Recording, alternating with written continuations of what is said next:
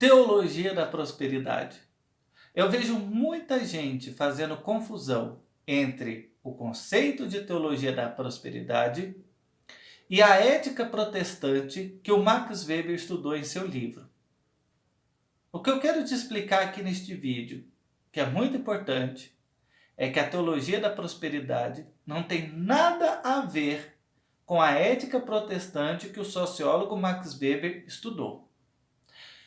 Aqui no Brasil, as ciências humanas dividem os evangélicos em dois grandes grupos: os históricos, tradicionais, e os pentecostais.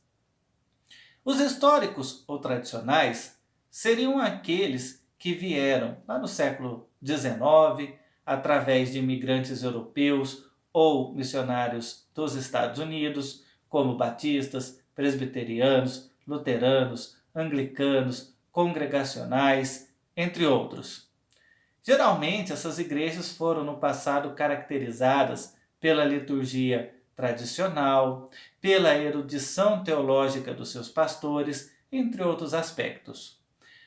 E de outro lado, você tem o grupo chamado de pentecostal, que foi identificado inicialmente pela liturgia renovada e pelos dons espirituais e pela sua praticidade, ou seja, a rapidez com que se formavam lideranças e se expandiam, muitas vezes até sem estrutura física adequada. E esse grupo foi crescendo, dominou as mídias e acabou se tornando o grupo maior do ponto de vista numérico. Esse grupo, chamado de pentecostal, alguns entre eles, alguns líderes, algumas denominações, começaram a pregar a teologia da prosperidade. O que é a teologia da prosperidade em linhas gerais? É uma teologia que recorta textos do Antigo Testamento, inclusive, ou principalmente, lá dos primeiros 5 livros do Pentateuco, e diz que se você for fiel a Deus, se você fizer o que é certo, se você se submeter a Deus e obedecê-lo, Ele vai te abençoar e você vai ficar com bênçãos, com prosperidade na sua vida. Você vai ter saúde, você vai ter uma vida financeira positiva, você vai ter sucesso nos seus relacionamentos, no seu casamento, na sua família. Porque Deus quer te abençoar. Logo, se você está passando por dificuldades e a sua vida não está nessa prosperidade, é porque você não está obedecendo a Deus ou há uma obra do diabo na sua vida. Eventualmente você precisa quebrar maldições, você precisa de se submeter a Deus, ou você precisa mostrar sua fidelidade através de ofertas generosas. Aquele grupo que é chamado de histórico tradicional se posicionou sempre contrário a isso. Esse grupo, ele tem esse grupo dos históricos, ele tem ele é mais próximo, né, do grupo da Reforma Protestante. Apesar que, claro que os grupos que a gente tem aqui no Brasil, por mais tradicionais que eles sejam, eles não estão diretamente ligados à Reforma Protestante. É claro que já tiveram muitas variações no tempo e no espaço. Mas esse grupo histórico ele tem uma herança da Reforma Protestante, ele está ligado a ela de alguma forma, ainda que indiretamente.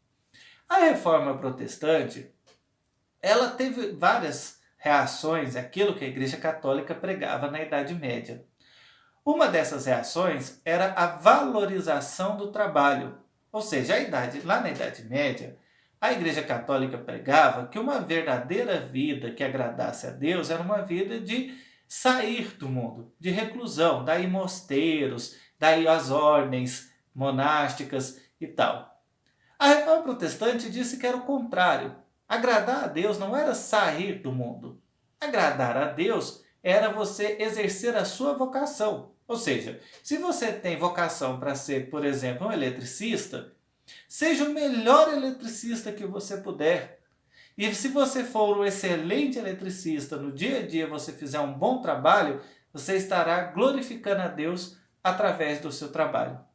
Então, o Max Weber percebeu que essa nova ética protestante, que essa forma de encarar o mundo, fez com que mudasse a mentalidade daqueles povos que adotaram o protestantismo e foram responsáveis pelo enriquecimento dos países que houve a predominância desse grupo entre os colonizadores.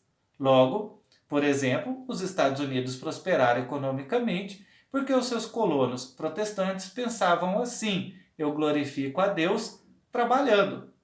Claro que, além disso, a vida de austeridade de um protestante o fazia economizar, acumular. Eu costumo dizer para os meus alunos: você tem duas pessoas, imagine, e os dois trabalham igualmente na mesma profissão, têm o mesmo salário. Os dois ganham R$ 1.000 por semana, vamos imaginar. Só que quando chega o fim de semana, um deles, que não é protestante, vai para a festa. E ele sai, ele vai curtir, ele bebe, ele vai para balada e ele gasta R$ 500. O protestante, dada o seu modo de viver, não vai gastar esse dinheiro nessa balada e vai fazer o quê? Vai guardar esse dinheiro. Então, na semana seguinte, o outro começa novamente a receber um salário de R$ 1.000. E novamente ele vai gastar no fim de semana. Já aquele protestante, ele tinha recebido R$ 1.000 anterior, ele não gastou os R$ 500 que o que não é protestante gastou e recebeu novamente 1.000. Então, na outra semana, ele já vai ter R$ 1.500 acumulados, enquanto que aquele que gastou, ele vai ter que começar tudo de novo. Claro que esse exemplo ele reduz bastante a explicação, mas é didático, só para você entender mais ou menos como funciona esse conceito. Aí muita gente diz: mas o protestante tem que pagar o dízimo. Sim, mas o dízimo de 1.000 é 100. Então o dízimo ele não chega nem perto daquilo que o outro gasta no estilo de vida de aproveitar as coisas da vida, vamos dizer assim. Então o protestante tradicional, ele tinha em mente que a minha vida vai ser recompensada no céu. Aqui é um lugar que eu vivo de forma austera para viver as recompensas divinas na próxima vida, lá no céu. E o que não é protestante, ele quer curtir a vida, então ele vai gastar o dinheiro. Então, veja que é exatamente o contrário. Eu vou te dar 2 exemplos. Primeiro exemplo, enquanto a teologia protestante reformada diz que o sujeito ele tem que se ausentar dos prazeres deste mundo para ser recompensado na próxima vida, e por isso ele acumula, ele guarda o dinheiro que ele não gasta na farra, o neopentecostal, o pentecostal da teologia da prosperidade, ele quer que Deus o abençoe, que Deus o faça rico aqui nesta vida para ele aproveitar esta vida, com saúde, com luxo, com carrão e por aí vai.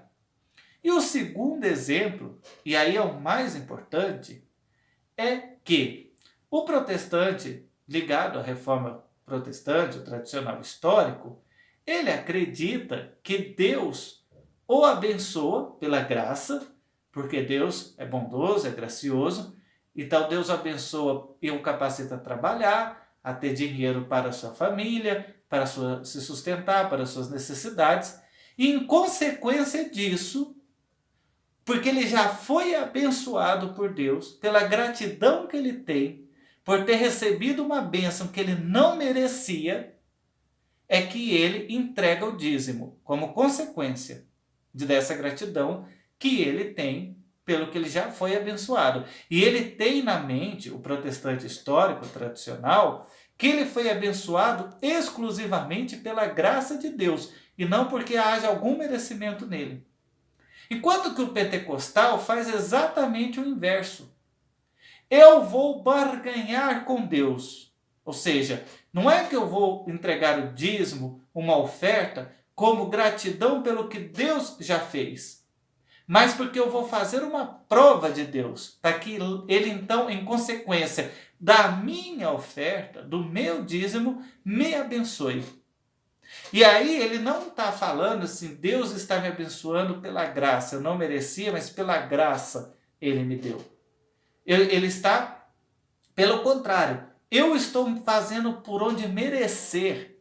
Ou seja, ao entregar uma oferta generosa, eu estou criando crédito com Deus. Estou constrangendo Deus, em consequência da minha oferta, a me abençoar, a me dar o melhor desta terra.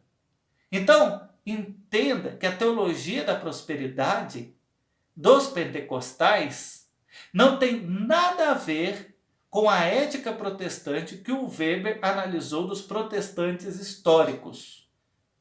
Ok? Que isso fique bem claro. Não estou dizendo com isso que todo mundo é assim, que todo protestante histórico pensa assim e todo pentecostal pensa assim. Isso é um tipo ideal, que é outro conceito weberiano. Acontece que individualmente cada pessoa é única, ou seja, você vai ter protestante histórico que vai entender que ele está entregando o dízimo e Deus agora é obrigado a retribuir abençoando ele, e você tem pentecostal que entende que ele é um pecador miserável que não merece nada e que tudo que ele tem foi pela graça de Deus. Mas eu estou dizendo que lá na raiz da teologia, ou seja, a teologia desses dois grupos, o discurso teológico deles que é esse. Enquanto o protestante histórico, ele entrega o dízimo como gratidão pelo que ele já recebeu. E ele não faz questão de ter dinheiro, de acumular riqueza, porque ele não está pensando em desfrutar dessa vida. Ele quer só se manter, mas o desfrute será lá no céu, na vida posterior. A teologia da prosperidade vai dizer, eu tenho que fazer por onde para que Deus me abençoe, para que eu possa receber bênçãos que me permitam desfrutar o melhor desta vida. Você viu que são conceitos bem diferentes?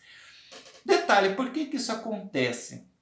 A Bíblia ela tem várias nuances na sua interpretação e a revelação bíblica ela foi aos poucos. Os primeiros judeus, eles não acreditavam na vida após a morte. Quando você está lá em Deuteronômio, quando você está no Pentateuco, a mensagem era que Deus iria abençoá-los ali, porque ou Deus abençoava nesta vida, ou quando é que eles iam desfrutar de uma vida, de uma bênção divina. Por isso que a ideia era, eu tenho que servir a Deus, ser obediente para ser abençoado. Porque eles não acreditavam na vida após a morte. A ideia de uma vida posterior foi sendo desenvolvida aos poucos, ao longo do Antigo Testamento. E aí vieram outras passagens para questionar isso, como por exemplo Jó. Ou seja, Jó fez tudo certo e mesmo assim não teve essa bênção. Claro que depois ele tem, porque a ideia é que era uma provação temporária, mas eu estou falando dessa linha de raciocínio, ou seja, é um desenvolvimento contínuo. Então, o ápice é o Novo Testamento. Quando você chega no Novo Testamento, toda a mensagem do Novo Testamento é o que? É para o que vai vir. O reino, apesar que o reino de Deus ele começa quando a pessoa se converte, mas a plenitude dele vai ser no novo mundo, vai ser quando Jesus voltar. Então, no Novo Testamento a mensagem é completamente inversa. Essa vida é passageira e você vai ser abençoado na próxima. Então, a teologia da prosperidade, para ela se sustentar, ela ignora o restante do desenvolvimento da revelação bíblica, sobretudo o Novo Testamento, e foca exclusivamente no começo do Antigo Testamento. E é claro que há inúmeras passagens na Bíblia, no Novo Testamento, como por exemplo os apóstolos, que mostram que ter uma vida de devoção não significa uma vida abençoada nesta terra, principalmente do ponto de vista econômico e da saúde. Basta ver os apóstolos que morreram em situações que a teologia da prosperidade diz que é falta da bênção de Deus. Então, essas confusões acontecem e eu espero que neste vídeo tenha ficado claro. A teologia da prosperidade não tem nada a ver com o conceito weberiano, com a análise que Weber faz da ética protestante, ok? Muito obrigado pela sua audiência, se inscreva no canal, deixe o seu like para nos ajudar e até o próximo vídeo. Se ficou com dúvida, deixa aqui nos comentários que a gente responde. Muito obrigado pela sua audiência e até a próxima.